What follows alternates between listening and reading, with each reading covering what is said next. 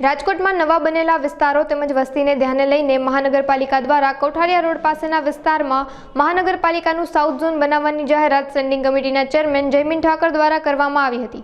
ત્યારે સાઉથ ઝોનને લઈને જયમીન ઠાકરે વધુ માહિતી આપતા જણાવ્યું હતું કે લોકોની સુખાકારી તેમજ સગવડતા માટે મહાનગરપાલિકાનું સાઉથ ઝોન બનાવવામાં આવશે। અંદાજિત 10 કરોડના ખર્ચે અતિ આધુનિક સાઉથ ઝોન બનાવાશે। ગત ચાલુ વર્ષના નાણાકીય વર્ષની અંદર રાજકોટ મહાનગરપાલિકામાં સ્ટેન્ડિંગ કમિટીએ જે બજેટ બનાવ્યું, બજેટ વખતે એક જાહેરાત મારા દ્વારા કરવામાં આવી હતી કે રાજકોટમાં ભૌગોલિક દ્રષ્ટિએ રાજકોટ હવે ખૂબ મોટું દિવસોને દિવસે મોટું થતું જાય છે। તો રાજકોટની અંદર 3 ઝોનમાં રાજકોટ મહાનગરપાલિકા કામગીરી કરી રહી છે, ઈસ્ટ ઝોન, વેસ્ટ ઝોન અને સેન્ટ્રલ ઝોન।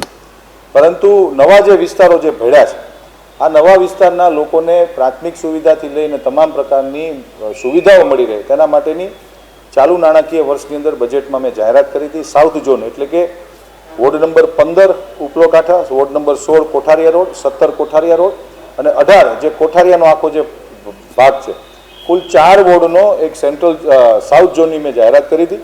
ટૂંક સમયની અંદર આ સાઉથ ઝોનના બનાવવાના જમીન ડિફાઇન કરવામાં આવશે, બાંધકામના ટેન્ડરો રિલીઝ કરવામાં આવશે અને વધીને 1.5 વર્ષની અંદર આ નવો સાઉથ ઝોન આવનારા 30 વર્ષને ધ્યાનમાં રાખીને રાજકોટ મહાનગરપાલિકાના ભારતીય જનતા પાર્ટીના શાસકોએ એક નિર્ણય કર્યો છે। આખો પ્રોજેક્ટની જો વાત કરું તો રાજકોટ મહાનગરપાલિકા કુલ 12,000 વારથી વધુ જગ્યા, જેથી કરીને મેં જેમ કીધું એમ આવનારા 25 વર્ષનું પ્લાનિંગ કરીએ છીએ કે પાર્કિંગને મુશ્કેલી ન પડે, લોકો આવતા હોય તો એને તકલીફ ન પડે, એના માટે કોઠારિયા અને ગોંડલ રોડ હાઈવે ઉપર 2 કુલ જગ્યા લોકેટ કરી છે। 2માંથી કોઈ પણ એક જગ્યા ઉપર રાજકોટ મહાનગરપાલિકા બનાવશે।